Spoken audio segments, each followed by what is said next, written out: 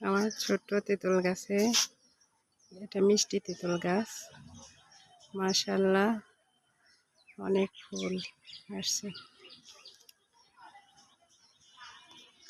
এই তো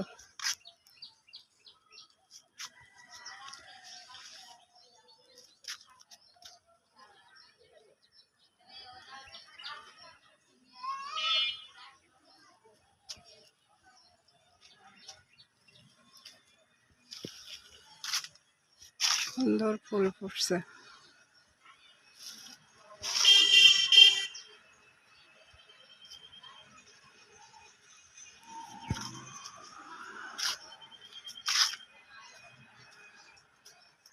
তেঁতুলগুলো অনেক মিষ্টি হয়।